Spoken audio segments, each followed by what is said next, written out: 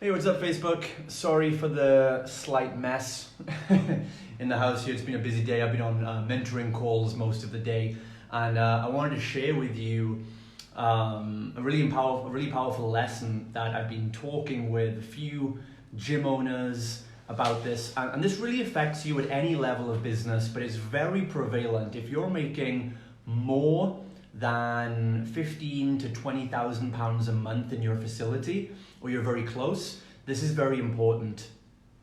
And but it's really important for every level. And what I get is I speak to a lot of gym owners. We tend to work with facility and bootcamp owners who are doing 10 to 20 or 30,000 pounds a month, low six-figure revenues, and they're trying to scale up to the next level. They want to open up 2 or 3 more locations and take things to the next level. And what's alarming is a lot of people I speak to in this position, they tend to think that the reason they're not there yet is because their Facebook ads are not dialed in yet. And now, Facebook ads, as I've talked about many times, are brilliant, one of the best ways to get clients. We want to maximize the Facebook ad opportunity, but you don't want to rely on it. And that's the problem.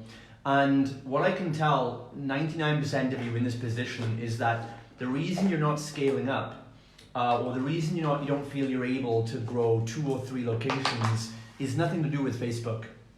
Because the trend I've seen, you have to remember, guys, this takes a macro view of the industry.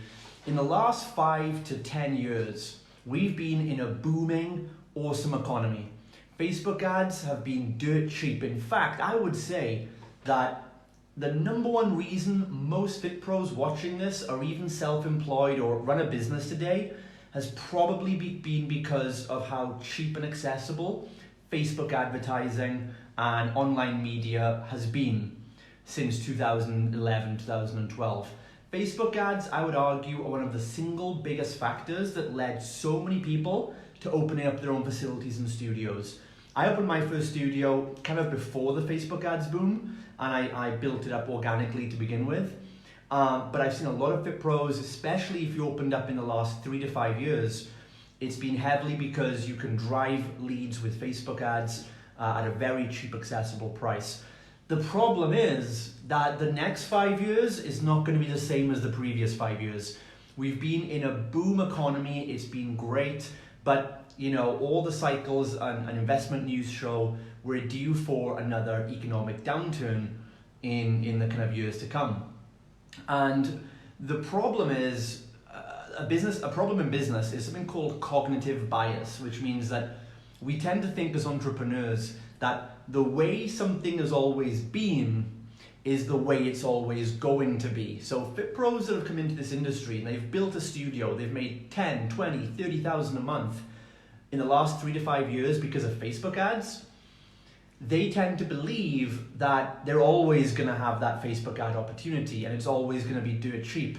And it's not. In fact, Facebook ad costs have been systematically rising over the last few years. When I first got started with Facebook ads back in 2012, I think it was, I paid 20 pence a lead. 20 pence, right? And so did a lot of other fit pros. Or they advertised a few years ago and they got really good prices. And then they stopped or they didn't adapt, and now they go and advertise and they pay 5, 6, 7 pounds or 10 pounds a lead. And the problem is they bitch and complain that they're not getting £1 leads anymore. And they say, and the thing is they're fixed to say, what can I do to get those £1 leads? I'm gonna fire this ads manager and hire a new marketing agency. They'll get me the £1 leads. And that doesn't work. So they fire the ads manager and get another ads manager. This happens all the time. I've had numerous conversations where this happens. And the problem is it's not the ads managers or the ads agencies as much as you're expecting to get a result that's no longer possible, right? It's just the market has moved on. The same way if in the 1970s, you could probably go to Dubai and buy a chunk of desert land for $100, right? Because who would want it? But if you go today, now they've built a huge city on top of that land. Now an acre of desert will be worth about $20 billion, right? We can't hope to get it for the same price we would have got it for 25 years ago. The market has shifted. And so that's the first problem. If you've scaled your fitness business to where it is right now, doing 20, 30K a month, low six figures, but you did it mostly because you were getting an abundance of leads for cheap on Facebook, that is not the reason to scale. Because I know a lot of people as well who have said, Justin, I'm doing so well here, I want to open up a second location. And I say, why? And they say, because my Facebook ads are working so well. And I say, not a good reason, right? You should not be scaling to a second or third location, doubling or tripling your overheads because of a front-end opportunity. You should only be doubling or scaling your costs because of back-end infrastructure and sustainability. So what that means is, again, I had this conversation with the Fit Pro not long ago. He wanted to open up a second location. And because the only thing I could see is his Facebook ads were working. And he saw an opportunity to open up a gym in another part of town and thought, if I can just double up my ads over there, I can open up that gym too.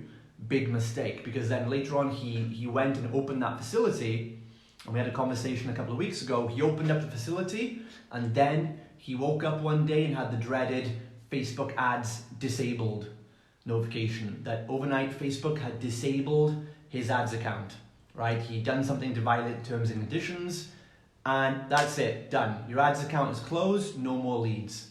Now this gym owner has 2 gyms operating with over 60,000 a month of operating costs that were fueled by him getting leads and sales coming in. These gyms aren't profitable yet because he didn't have enough clients to fulfill it, and that's why I warned him against opening a second location. He did so anyway. Then his Facebook ads account got banned. Now he has 2 gyms with over 60,000 a month of operating costs to cover and no leads coming in. And when he told me the news, my ads account is disabled, I said, well, how else are you getting leads? What other lead systems do you have working for you? Guess what? How many he had? None, right? And so if you're in that position too, where 90% of your lead flow is based on Facebook, then you have to get real with yourselves, guys, okay? It's not 2013 anymore. You have to start building in other streams, because even if you get Facebook ads dialed in, that should not be your key to scale your business, because in the next 2 to 5 years, we're gonna be in for a massive fitness industry crash. Mark my words right here, guys, because no one else is telling you about this. No one else is talking about this. Mark my words here in the fitness industry.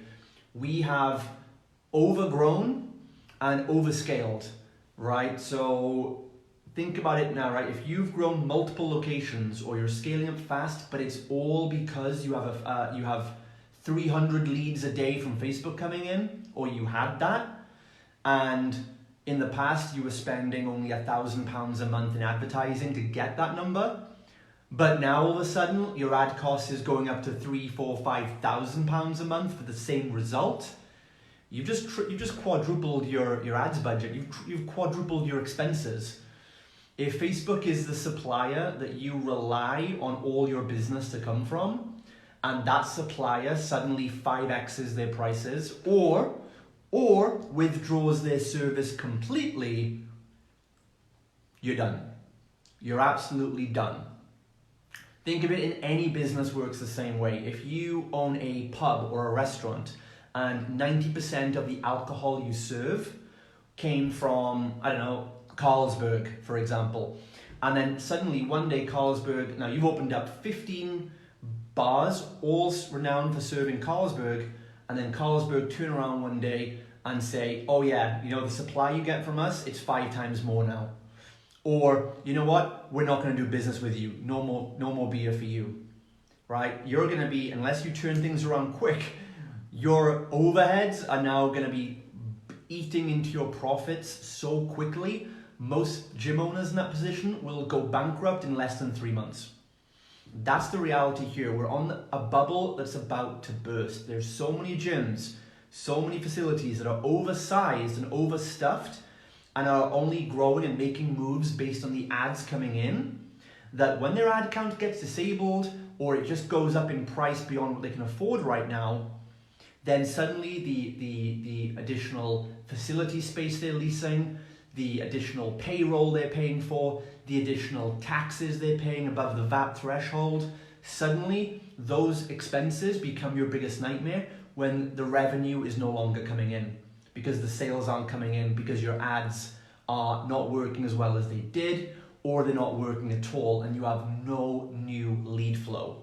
This is a major, major problem that no one in the industry is looking at, because like most things, we only see the problem once the bubbles burst. But if you run a fitness business, if you own any brick and mortar business, any business at all, and you want to be scaling it up and you're not looking at this and you're not seeing the macro trend and looking at the ecosystem here, you're in big trouble. I see a lot of marketers, try and be smart and say that they'll teach you about ecosystems, and they actually think an ecosystem is a funnel, right? A 3-part funnel is not an ecosystem. An ecosystem is the ecosystem. It's the market forces that affect your business that you often have no control over. No control. The only control you can have is to not rely or build your company all on top of them. And so an ecosystem is how we do advertising. And again, for the last 7 years, Facebook ads have been they've been a blessing. They've been the best wealth generating opportunity that us coaches could see in our generation probably. And many people, myself included, we got in early at the right time. We invested in the ads. We saw the cheap nature of it. We saw the power of Facebook ads, but I just did 2 things differently. Number 1, I didn't become overly reliant on those Facebook ads. I said, look, I'm going to put as much money as I can afford and budget into these ads and pull out the return, but I'm not building my entire company based on it, because I know I'm building it on it's somebody else's land, and if they decide to change the terms, my business is in a very precarious situation. And I'd rather the long-term sustainability than trade that for short-term quick win and a lottery win. And the second thing I also did then was I also understood that the price is not going to stay that way forever. The ecosystem is going to change, because it happened with Google, it happened with radio, it happened with TV, it happens with every single medium. A new channel comes out. Everyone starts looking at that channel. The attention is on there. The shareholders of that platform then open up advertisers. They make revenue by selling advertising for businesses to put their adverts in front of people who are giving all the attention. In the beginning stages of any technology that does this, offline or online, the same cycle occurs. All the attention comes on the platform, advertisers are allowed in. In the early days, there are very relaxed regulations because the shareholders want to make money, so they'll sell advertising space to anyone. And if you remember, in the early days of FB, same as Google, you could promote anything. Diet pills, before after pictures, whatever you want, magic injections, you can sell anything because they wanted ad revenue. That dramatically boosts up the shareholdings. And then once all the advertisers dive in, because they can see they can sell whatever they want for a super cheap price, suddenly there's saturation of advertisers. And then the news feed starts getting clogged up. And then you start getting adverts in your messenger, and every other post becomes an advert. And that's when the platform turn around and say, hey, the party's over. We have the advertisers we want. We're now going to put tight regulations in place. They start banning ads accounts, because what these platforms do is they will look at, and this is not bad, by the way, this is just sound business strategy. They will just look at all the advertisers, and if this platform has, for example, 100,000 advertisers, they're going to see that 90,000 of those advertisers probably only contribute 10% of the revenue from ads, whereas 10% or 100,000 of those or 10,000 of those advertisers actually contribute 90% of the ad revenues, because you have a few big companies who are bigger spenders. So a platform like Facebook or Google, they're not going to care about your measly $5 a day budget. They couldn't give a crap. If a bigger advertiser is spending $50 a day or $500 a day, they're going to want to give the ad space to that person, that company, and they can just find flaws in your adverts and disable your account because they don't need you as a customer anymore. And that's the harsh reality. It's just how markets work. TV did it, radio did it, Google did it, Facebook's doing it, Instagram will do it, YouTube will do it, and whatever the hell comes next will do it too. TikTok or whatever, right? It's the same thing. So you have to, if you're going to build a business that survives through one recession or through one economic cycle, you need to start learning these things. And this is the reality, guys, that most of us built these businesses over the last 3 to 5 years in a booming, good economy with an amazing opportunity like Facebook ads that too many fit pros have become too reliant on. And they're going to be in for a big, rude awakening very quickly if they don't sort this out and get other lead generation systems in place. I'm telling you guys, if you keep relying on Facebook for 90% of your leads, there's very high chance you're going to be in a bad position very quickly. Okay, so that's number one. And then, so what does it take to actually scale? That's the real, so if maybe you've got your Facebook ads dialed in right now, maybe you're doing 20, 30K a month and you're thinking, right, so I want to scale to a second or third location or grow my business in some way, take on more staff, whatever. And if Justin's saying that I shouldn't do that just because my lead flow situation is good from Facebook, then how do I decide when to scale? When is a good time to scale? What do I base it on? These are great questions. So, like I said earlier in the live stream, you don't want to scale because of a short-term, fleeting front-end opportunity. You only want to scale because of a solid, consistent back-end infrastructure. And there are particular markers we look for in the back end of a business that would give you the best chances of scaling. So for me, I look at 3 things, okay? If we're going to decide, do we go to a second or third or fifth location or scale up in any sense, any significant amount of scaling, we want to look at 3 factors, okay? Number 1, do you have basically number 1, it comes down to your business cash flow. Do you have at least, if I want to open a second location, what I want is to avoid taking out any loans, to avoid giving away, diluting any equity, to avoid going into any toxic debt. What I want to do is I want 3 months of operating capital plus the estimated setup costs in the bank, in profit before I do that. So if I estimate it's going to cost me £15,000 to set up a new location, and it's going to cost me $6,000 a month to run the operating costs, then I would want the $15,000 setup plus $18,000 in operating costs, which would cover the rent, everyone's payroll. I would want to know that I could afford the setup and 3 months of operating capital before I even think about opening that location, right? In addition to that, you also need to make sure that if you're using the company profits to put that money there, you also want to make sure that the current location would still have a minimum of 3 to 6 months operating capital to fund its survival. So you don't want to have, if that's all the profit you have, you don't want to strip it out of one gym and put it into another one, because then that leaves, you've diluted the operating capital for both of them. And then if you have one bad month, let's say your Facebook ad account gets shut off, then there's no emergency money to bail out those costs. And then you have to make layoffs, you have to downsize, you have to not pay yourself, for example. So you want to make sure you have at least 3 months operating setup costs and 3 months operating capital for location 2 or whatever the next location is, without compromising having at least 3 months operating capital for the current place as well, right?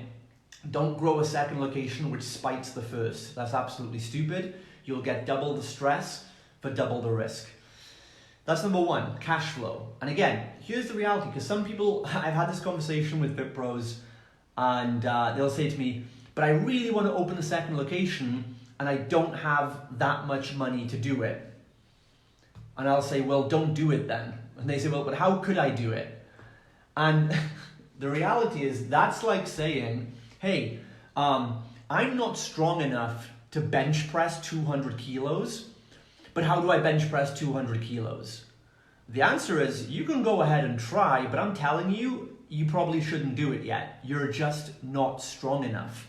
Put your ego in check and realize that if your company isn't profitable enough to release that kind of money, then maybe your business model isn't as good as you think it is. But then they say, but my Facebook ads work. I get 100 leads a month off Facebook. Great. That has nothing to do with scaling up your company, right? As you can now start to see, it has nothing to do with scaling, right? Because that 100 leads a day might not be there tomorrow. So cash flow is what gives you options. Cash flow is how you fund your scaling.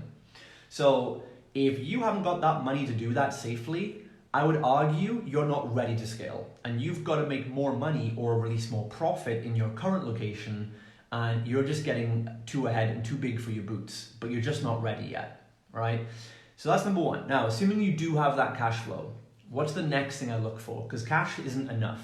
To have the best chances of a sustainable second location, the next thing you want to have then is a trained, and here's the key word, cultured operating team, right? A trained and cultured operating team. What that means is, if you're going to open location number 2, then location number 1 should operationally run without your direct input day to day. You'll be there as the leader, the motivator, the boss, the director, but operationally, the finances should be being tracked, KPIs should be looked at, everyone should know what to do, basic operating processes and procedures should all be in place. So you should be able at least to take a holiday for a few weeks, and the team should be able to run things and troubleshoot any issues without having to contact you, right? If you can't do that, then you shouldn't be looking at scaling first of all.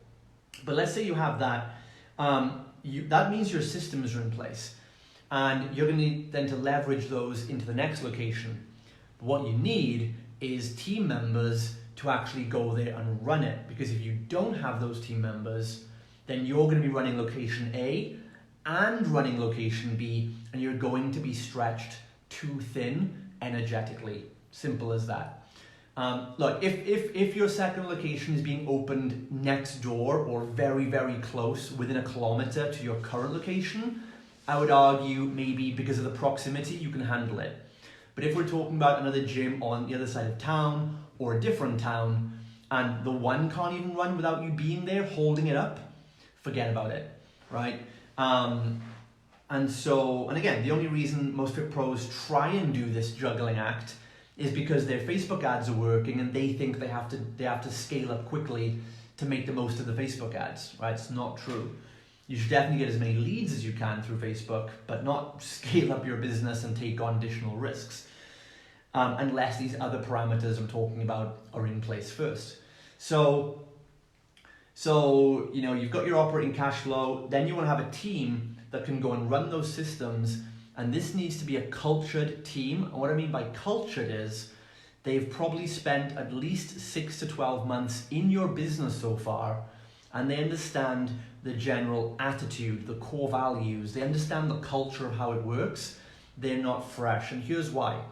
Because if you open a second location, and you might have maybe a coach who's going to take the sessions there.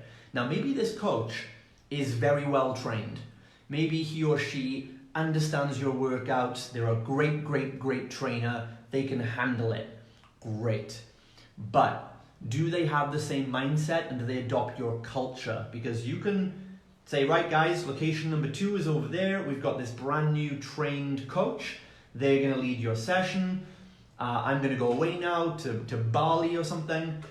the clients will go and work with that coach, and they'll come back and say, I don't like it anymore. It's not the same without you. And that is every Fit Pro's biggest nightmare. The reason that happens is because it's not a system or a checklist that allows you freedom. That's the beginning. What you need is a cultured team who understand your core values and breathe your way of business, who will make sure those systems and checklists are actually followed. So anyone, any trainer could come and deliver your workout technically, but can they deliver it? Do they understand the energy that you bring? Do they understand what experience your clients come to your place for? That's what they have to understand. Because ironically, if you have a coach who understands your culture and the energy and the experience and the excitement you bring to the sessions, they could deliver the session that isn't even technically, structurally as good as yours. But if they bring the same energy that the clients are used to and have the same relationship, the clients will love that coach probably just as much or more than you. So it's not always, we get this idea, admittedly through people like myself, sometimes I say, systems are the ticket to freedom, which they are, but it's kind of not true. Exactly, it is, but it's only the first step. It's not just structure, but culture has to be in place. Structure and systems we can put in place in 24 hours. But culture, training your team to actually understand why you do things and the energy in which you do them, that's going to take a few months. And so I would say you want your head coach and your manager who are going to go over and run this new location, they should probably have been in your business for at least 6 months, and you trust them to really deliver the core values and culture. That's the second asset you need to go and put and let them open your second location. And then the third thing you need, after you've got the operating cash to fund everything, you've got cultured and trained team members to go and open it for you. The next and final thing you want to have in place before you scale to a next location is you want to have an audience or a prospect list in that area. So again, most Fit Pros make the mistake, they see an affordable lease, they jump in, they sign a 15-year lease or whatever, they open up on day one and then think, right, I'm going to start marketing now for clients. The problem is that process could take 2 to 4 weeks before any money starts coming in. So now they've got to go 2 to 4 weeks of paying all the expenses before they make any money in return, and that financial hit can sometimes put them into a tailspin from day one. So what you want to do is be prepared and have clients ready to buy before you even open the doors. So you can generate leads in an area without having a gym there. I can use a Facebook ad or any advertising method, and I can systematically get leads in any place in the world I want to, whether I've got a presence there or not. You could, for example, if I was looking to open a facility that was in Liverpool, for example, which is, let's say it's 100 miles from my nearest location, and I want to go to Liverpool for some reason. Well, I wouldn't go and build a gym in Liverpool and then look for leads. I would start about 3 to 6 months ahead of time. I would then start running adverts in Liverpool, and I would start collecting email addresses and leads, or maybe messenger bot subscribers, or maybe I'd open a free Facebook group, and I would just advertise content. Or it could be video views, right? I run a video views audience, and I would just run content in that area that gets people's information in return for some weight loss strategies, a recipe guide, whatever it might be, bearing in mind that these are not things I would use to promote the actual gym membership, but I would use them just to collect a lead database before I go to the area. It would get my name out there. It would help me test how well my ads are going to work over there. It would help build my awareness in the area so people have an idea of who you are. And after 3 months of doing that on a pretty low, reasonable budget, if we then decide to move into that area, we can go in with a bang, and then we can retarget that list of people. And that's exactly what I did when I opened a facility in Bucharest, Romania in 2014. So I had nothing in Romania, no contacts, no list, nothing like that at all. We were scheduled to open in January. So in the October, I began running ads to a blog post, right, with like 3 steps to lose weight for women. Okay, we got, about 90,000 blog clicks, and at the bottom of the blog post, it said, the first ever transformation center for women is coming to Romania, opening in January. Enter your name, email, phone number if you'd like to be on the RSVP first notification list when we go live. And about 5 to 7% of people that read the blog post opted in their details. So in about a month of running that advert, we built a list of about 3,000 email addresses and phone numbers before December. So then in December, we started marketing to sell pre-gym memberships. We sold about 50 memberships to that list before the doors had even opened in January. And so that's the 3 components overall that will actually help you scale to a second location. It's getting the cash flow, it's getting a team in place that are cultured, which probably take about 3 to 6 months of training, and building an audience in that area. Now, what you might notice about this methodology is this is probably going to take you a lot longer than you were hoping for. So the process from deciding I'm going to open a second location, for us, probably takes about 9 to 12 months. So if I decide like I'm going to open a new location, I'm thinking 9 to 12 months in the future, because now I'm going to start the process of collecting cash flow, boosting profits as much as I can in the current location to put money aside to afford that startup capital. I'm going to start training my team members who I aim to promote and go and run the next gym for me. That's going to take 3 to 6 months. And then I'm also going to start building an audience in that area and build my brand awareness for 3 to 6 months. So it's at least a 6-month process, probably depending on how good your cash flow is right now. And then it could be 6 to 9 months.